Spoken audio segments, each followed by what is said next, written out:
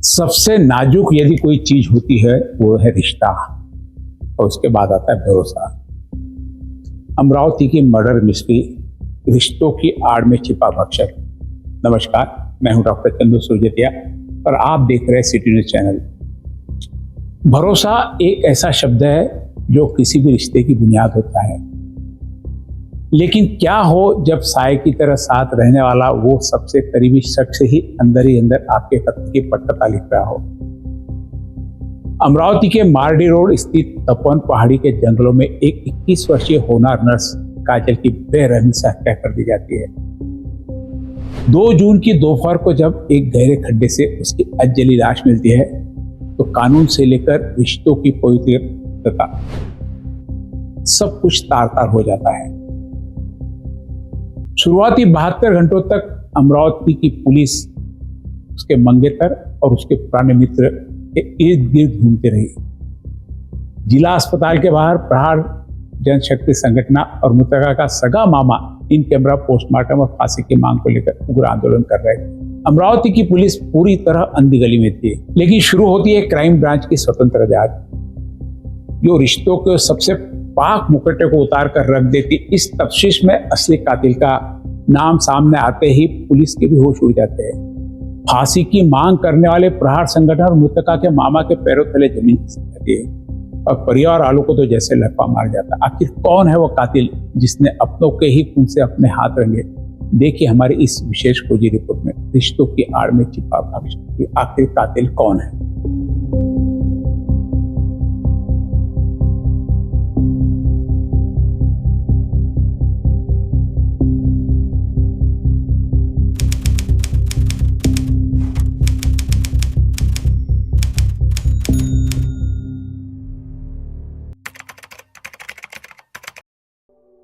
आइए कहानी की शुरुआत करते हैं। कहानी अपने आसपास की है, जिसमें सस्पेंस भी है, ड्रामा भी है और थ्रिलर भी है। अमरावती शहर से सटा हुआ गांव राजूरा गांव गाड़गे नगर पुलिस स्टेशन के अंतर्गत आता है, जहां 21 वर्षीय काजल अपनी सगी मौसी के साथ रहती थी। मौसी के यहाँ हमेशा उसका आना जाना लगा रहता है। जब भी अमरावती आती है वो मौसी के घर ही रहती है। मौसी भी उसे अपने बेटी की तरह पालती थी। इसी घर में मौसी का लड़का चेतन भी रहता था। काजल और चेतन एक ही आंगन में भाई बहन की तरह हंसते खेलते बड़े हुए। काजल खुद एक स्थानीय अस्पताल में नर्स का काम करती थी। दूसरी तरफ काजल के सगे माता पिता, उसका मामा, ग्रामीण इलाके में एक अलग गांव में रहते थे, जो एकदम साधारण मजदूरी करने वाले सीधे साधे लोग। काजल की जिंदगी में एक नई खुशी आने वाली थी। उसकी शादी आने वाली 25 जून को अमरावती के ही मंगेतर से तय हुई थी। हालांकि मंगेतर काजल के माता पिता और मौसी मौसा की पसंद का लड़का नहीं था। परिवार इस शादी के खिलाफ था, लेकिन काजल की जिद के आगे झुककर आखिरकार पूरा परिवार इसके लिए तैयार हो गया था। मंगेतर भले ही बड़ों को पसंद नहीं था, लेकिन वह काजल की मां और उसकी दादी से लगातार फोन पर बात करता रहता था। 31 मई की दोपहर अमरावती में सूरज आग उगल रहा था। मंगेतर की सगी बहन अमरावती के एक अस्पताल में भर्ती थी। काजल खुद एक नर्स थी, इसलिए वह अपनी होने वाली ननद का हाल जानने के लिए अस्पताल जाने वाली थी।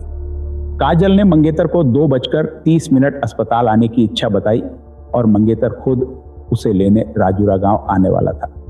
लेकिन धूप को देखते हुए काजल ने उसे मैसेज किया, बाहर बहुत तेज धूप है, तुम इतनी दूर राजूरा मत आओ। मैं भाई चेतन के साथ आ रही हूं, तुम अस्पताल में ही रुको। काजल का प्रोग्राम तय था कि वह दवाखाने जाएगी, जहां वह मंगेतर से मिलेगी और फिर चेतन उसे तापड़िया मॉल घुमाकर वापस राजूरा लाएगा। काजल शाम 4:30 बजे अपने घर से अकेले पैदल निकली। वह पैदल चलते हुए गजानन महाराज मंदिर की तरफ बढ़ी, जहां चेतन पहले से ही दोपहर 2:30 बजे से अपनी बाइक को लेकर मौजूद था। मंदिर पर दोनों मिले, फिर वहां से आगे सुनसान रास्ते पर पैदल घूमते हुए आगे बढ़ गए। ये हमेशा इस प्रकार यहाँ घूमते रहते थे। इससे पहले भी कई बार ऐसे वो जंगल में घूमते हुए देखे गए। दोनों आगे बढ़ते गए, दोनों बात कर रहे थे और आगे बढ़ते ही जा रहे थे। उधर अमरावती शहर के उस दवाखाने के पास एक होटल में मंगेतर अपनी मेज पर बैठा नाश्ता कर रहा था। वह बार बार होटल के दरवाजे की तरफ देखता, घड़ी की सुइयां निहारता। शाम के 5 बज गए, फिर 6 बज गए, रात हो गई। मंगेतर ने काजल के नंबर पर कई कॉल किए, लेकिन फोन बंद आ रहा था। मंगेतर को लगा कि शायद दोनों भाई बहन रास्ते में कहीं रुक गए होंगे या मॉल चले गए होंगे। वह उसी मेज पर बैठा अपनी होने वाली पत्नी का इंतजार करता रहा, लेकिन काजल उस दवाखाने तक नहीं पहुंची।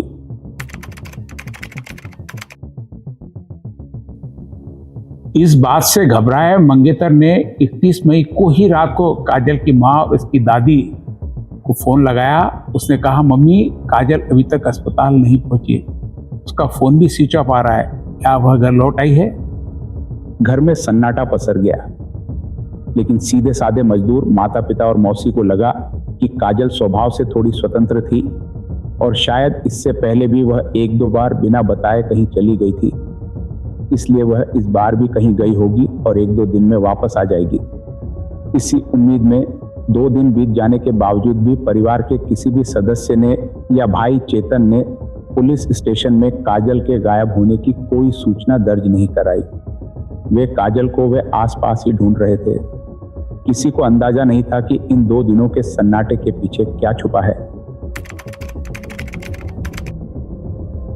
काजल के गायब रहने के पूरे 2 दिन बाद, यानी 2 जून को, तपोवन पहाड़ी के जंगल से गुजर रहे किसी अनजान व्यक्ति को गड्ढे में एक आधा जला हुआ शव दिखाई दिया।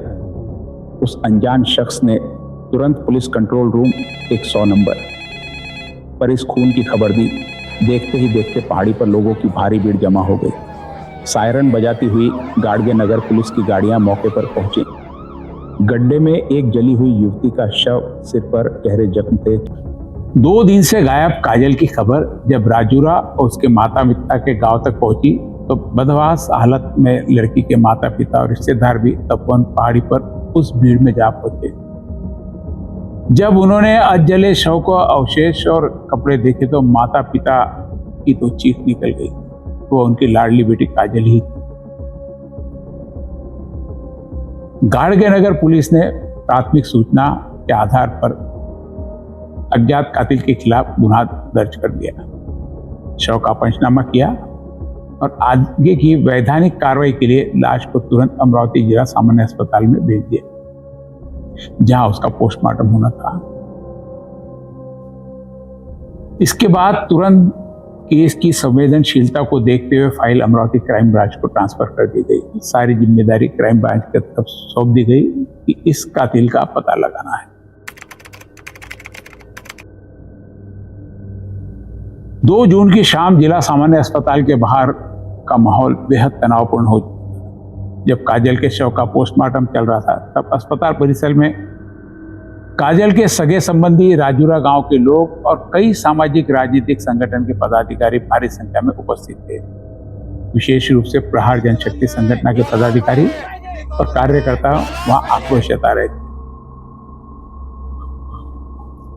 काजल के माता पिता और रिश्तेदारों ने पुलिस के सामने अपना सबसे पहला शक काजल के पुराने दोस्त पर जताया।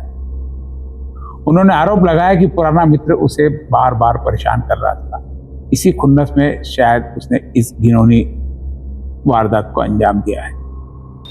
काजल कैंपेनिंग माझी मुलगी आता आपल्याला असं नेमकं पहिले काही माहीत नव्हतं, पण ते जे भेट पाहिल्यानंतर आम्ही ते पण तो हा संविधान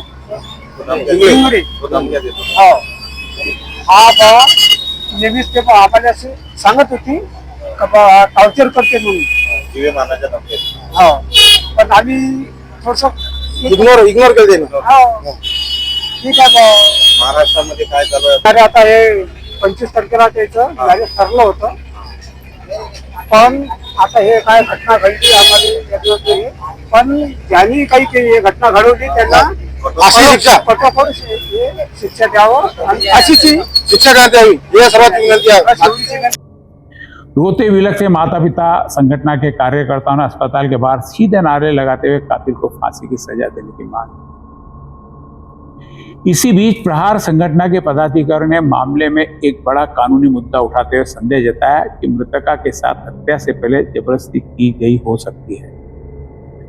उन्होंने पुलिस प्रशासन पर दबाव बनाते हुए मांग रखी कि काजल का पोस्टमार्टम इन कैमरा रिकॉर्डिंग के साथ होना चाहिए ताकि कोई भी सबूत छुपाया ना जा सके और आरोपी को कड़ी से कड़ी सजा मिल सके। तिच्यावर अतिप्रसंग केलेला आहे, ही आम्हाला 100% असा त्याच्यावर संशय आहे, नातेवाईकांना संशय आहे करता आज आम्ही पोलीस ठाणेदाराला आणि सीएसला आमचे पत्र दिलं आहे की तिची जे पोस्टमार्टम आहे त्या मुलीचं पोस्टमार्टम आहे ते इन कॅमेरा झालं पाहिजे। इन कॅमेरा पोस्टमार्टम झाल्यामुळं तिच्यात जे घटना झाली आहे, कोण कोण दोषी आहे, किती लोक दोषी आहे, ते सर्व दोषींना कडक शिक्षा झाली पाहिजे। क्राइम ब्रांच की टीम ने जब कड़ियां जोड़नी शुरू की तो परिवार के आरोपों के आधार पर पुराने दोस्त के साथ साथ मंगेतर भी पुलिस के रडार पर आ गया। क्राइम ब्रांच के अधिकारी ने मंगेतर को हिरासत में लेकर उसकी बेहद बारीक, सघन और कड़ी जांच, माइक्रो इन्वेस्टिगेशन शुरू कर दी। उसके होटल में रुकने, उसकी बीमार बहन के अस्पताल के रिकॉर्ड्स और उसकी टाइमलाइन को खंगाला जाने लगा। क्राइम ब्रांच 3 दिनों तक इन्हीं दोनों के इर्द गिर्द घूमती रही, लेकिन मंगेतर और समाधान के खिलाफ कत्ल से जुड़ा कोई भी ठोस सबूत नहीं मिल पा रहा था। 8 तारीख आ चुकी थी, लेकिन क्राइम ब्रांच के पास भी इस असली मिस्ट्री का कोई भी पुख्ता सुराग नहीं था। साथ इसी बीच महाराष्ट्र के DGP, director general of police Sadanand Date का अमरावती में आढ़ावा दौरा था। बैठक में जब इस ब्लाइंड मर्डर का जिक्र आया तो डीजीपी सदानंद दाते ने अमरावती पुलिस और क्राइम ब्रांच के अधिकारियों को कड़ी चेतावनी दी। उन्होंने पुलिस को किसी भी हड़बड़ाहट या अंधी थ्योरी से बचने की नसीहत देने के लिए बुल्हाना जिले के जलगांव जामोद में हुई एक पुरानी खौफनाक घटना का उदाहरण दिया। महाराष्ट्र के डीजीपी सदानंद दाते साहब ने बताया, जलगांव जामोद में एक पुलिस ने ऐसी ही एक जली हुई लाश मिलने की लापरवाही दिखाई। उन्होंने बिना पुख्ता जांच के एक लड़की के सीधे साधे माता पिता को ही कातिल मानकर कटघरे में डाल दिया था और बाद में वही लड़की जिंदा वापस आ गई। उस लापरवाही के कारण पूरी पुलिस महकमे में थूथू हुई है। अमरावती पुलिस ऐसी गलती बिल्कुल ना दोहराए, कड़ियों को वैज्ञानिक और तकनीकी तरीके से जोड़ो। अमरावती पुलिस ने भी उस लड़की का डीएनए टेस्ट करवाया। हालांकि लड़की की पहचान हो चुकी थी, लेकिन जलगांव जामोद की घटना ने पुलिस को चौकन्ना कर दिया। डीजीपी साहब की इस चेतावनी के बाद जांच टीम पूरी तरह अलर्ट हो गई। इसी दौरान इस केस की शुरुआत में टेक्निकल कड़ियां जोड़ रहे क्राइम ब्रांच के अधिकारी संदीप चौहान का ट्रांसफर राजापेट पुलिस स्टेशन में हो गया। केस की संवेदनशीलता को देखते हुए अमरावती के सीपी साहब ने एक बड़ा फैसला लिया। सीपी साहब के विशेष आदेशानुसार संदीप चौहान को राजापेट का चार्ज संभालने के बावजूद इस केस की जांच की पूरी स्वतंत्रता दी गई और इसे अपने हाथ में रखकर पूरी तरह सुलझाने का निर्देश दिया गया। यहीं से संदीप चौहान ने इस पूरे ब्लाइंड मर्डर की कमान अपने हाथ में ली और जांच को एक बिल्कुल नई, स्वतंत्र और तकनीकी दिशा दी। क्राइम ब्रांच के संदीप चौहान ने तपोवन और राजूरा गांव का पूरा दौरा किया। आने जाने वाले सभी रास्तों की गहनता से जांच की और गांव को जोड़ने वाले सभी 5 संभावित एग्जिट, निकासी रास्तों के सीसीटीवी फुटेज खंगाले। 31 मई की दोपहर 4:30 बजे काजल अपने घर से अकेले पैदल निकलती तो दिखी। वह पैदल चलते हुए गजानन मंदिर की तरफ गई, लेकिन उन 5 रास्तों के कैमरों में वह कभी बाहर आती हुई नहीं दिखी। संदीप चौहान समझ गए कि लड़की तपोवन के उस 1 किलोमीटर के ब्लाइंड स्पॉट के अंदर ही थी। तब उन्होंने उस चेहरे पर ध्यान केंद्रित किया जिस पर भाई बहन के पवित्र रिश्ते के कारण पहले किसी ने शक नहीं किया था। वो था मौसेरा भाई चेतन। संदीप चौहान ने तकनीकी सर्वेलेंस के आधार पर चेतन की पूछताछ के लिए बुलाया। जब उसका मोबाइल फोन जब्त कर उसके रिसाइकल बिन को रिकवर किया गया तो पुलिस के होश उड़ गए। चेतन के दिमाग में लड़कियों के प्रति एक अजीब और विकृत किस्म का कीड़ा चलता था। वह अमरावती की सड़कों पर लड़कियों का पीछा करके चुपके से उनकी तस्वीरें लेता था। मोबाइल से लड़कियों के ऐसे ढेरों फोटो मिले और उनमें कुछ फोटो काजल के भी थे, जो चेतन ने तब खींचे जब बेखबर होकर अपने कपड़े बदल रही थी। चेतन के पिता ने उसे दोपहर में कोचिंग जाने के लिए 100 का एक नोट दिया था, जिससे वह पेट्रोल भराने वाला था। कत्ल को अंजाम देने के बाद 21 मई को शाम 5:48 पर जब चेतन सबूत मिटाने के लिए पेट्रोल की तलाश में निकला, चेतन सबसे पहले तपोवन गेट पर स्थित राजू की पान टपरी पर पहुंचा और बोतल में पेट्रोल मांगा, लेकिन राजू ने मना कर दिया। इसके बाद वह सड़क पर भटकते हुए 4 से 5 अलग अलग राहगीरों से पेट्रोल मांगने लगा। अपनी गाड़ी बंद होने का बहाना बनाया, लेकिन किसी ने उसे पेट्रोल नहीं दिया। वहां से नाकाम होने के बाद चेतन वड़ाली पुल के पास पहुंचा, जहां गैरकानूनी रूप से बोतलों में पेट्रोल बेचा जाता था। पेट्रोल पंप पर पेट्रोल 112 रुपये था, लेकिन टपरी वाले ने ब्लैक में 170 रुपये प्रति लीटर मांगा। चेतन ने पिता के दिए 100 रुपये के नोट में अपनी जेब से कुछ और पैसे मिलाए और पूरे 170 रुपये का ब्लैक पेट्रोल, माचिस और सिगरेट खरीदी। वह वापस गया, लाश पर पेट्रोल छिड़का और उसे आग के हवाले कर दिया।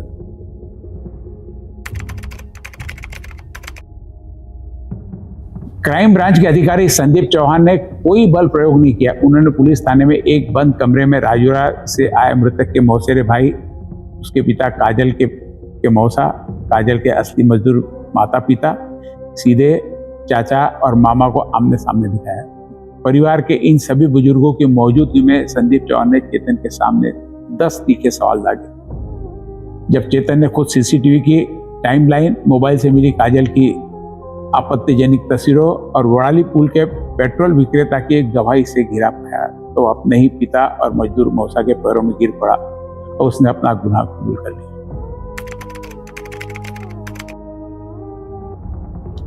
यहीं पर संदीप चौहान के सामने कत्ल की वो खौफनाक कहानी बयां की, जिसने सुनकर सबकी रूह कांप गई। चेतन ने बताया कि उसने वह लोहे की रॉड करीब 1.5 महीने पहले गजानन महाराज की पहाड़ी के जंगल के रास्ते में एक पेड़ के पीछे छिपा कर रख दी थी। उसका कहना था कि उस पहाड़ी वाले सुनसान रास्ते पर अक्सर कई बार असामाजिक तत्वों के बीच झगड़े हो जाते हैं और वह काजल अक्सर वहां पैदल घूमते थे, इसलिए अपनी सुरक्षा के लिए उसने वह भारी रॉड वहां पर छिपा के रखी थी। 31 मई की शाम को जब वह मंदिर से काजल से मिला तो दोनों वहां से पैदल घूमते हुए आगे बढ़े। तपोवन पहाड़ी के पास सुनसान जगह लाकर पुलिस का मानना है कि उसने काजल पर गलत नियत से दबाव बनाया। काजल ने रोते हुए इस मौसेरे भाई की इस घिनौनी हरकत का कड़ा विरोध किया और कहा कि वह अभी दवाखाने इंतजार कर रहे मंगेतर और घर जाकर अपनी मौसी और मौसा को सब बता देगी। इसी बात से खपा होकर और बदनामी के डर से चेतन ने सिर पर खून सवार हो गया, पर उसने यह बात कबूल नहीं की। उसने कहा कि उसने पेड़ के पीछे छिपाई लोहे की रॉड निकाली और काजल के सर पर ताबड़तोड़ कई वार कर दिए। काजल के गिरते ही उसने उसे गहरे गड्ढे में धकेल दिया और फिर पेट्रोल लाने गया, लाकर आग लगा दी। सीपी साहब के विशेष आदेश और अपनी अटूट कर्तव्य निष्ठा की बदौलत संदीप चौहान ने राजापेट ट्रांसफर होने के बावजूद अपनी इस पूरी स्वतंत्र जांच को खुद अंजाम तक पहुंचाया। पूरे वैज्ञानिक सबूतों, गवाहों की कड़ियों, इन कैमरा पोस्टमार्टम के फॉरेंसिक साक्ष्यों और पुख्ता कबूलनामे के साथ क्राइम ब्रांच के संदीप चौहान ने कातिल चेतन को पूरे एविडेंस के साथ गाडगे नगर पुलिस के हवाले कर दिया। गाडगे नगर पुलिस ने आगे की कानूनी कार्रवाई करते हुए आरोपी को आधिकारिक रूप से हिरासत में लेकर जेल भेज दिया। भले ही कातिल सलाखों के पीछे है, लेकिन गाडगे नगर पुलिस और अदालत के सामने अभी भी सबसे बड़ी कानूनी चुनौती खड़ी है। अदालत में कत्ल का पुख्ता मकसद यानी मोटिव साबित करना है। चेतन ने पुलिस के सामने यह तो कबूल कर लिया कि उसने हत्या कैसे की, रॉड कहाँ छिपाई थी और पेट्रोल कहाँ से लाया था, लेकिन अब भी अदालत के सामने और पुलिस के सामने इस बात को घुमा रहा है कि उसने ऐसा क्यों किया। क्या यह सिर्फ एक तरफा मानसिक सनक थी या मोबाइल में छुपे उन लड़कियों के फोटो के पीछे कोई भयानक राज था। अमरावती पुलिस सीपी साहब के मार्गदर्शन और गाड़गिनर थाना इस आखिरी सस्पेंस को पर्दा उठाने के लिए चेतन से कड़ाई से पूछताछ कर रहे हैं, ताकि राजूरा में रहने वाले उस बेबस मौसी प्रहार संगठन के आंदोलनकारी और काजल के सीधे माता पिता को पूरा न्याय मिल सके, जिसका संसार इस कत्ल के साथ हमेशा के लिए उजड़ गया था। आप देख रहे थे ये ब्लाइंड मर्डर की कहानी जो अमरावती में ही हमारे परिसर में हमारे सामने घटी है।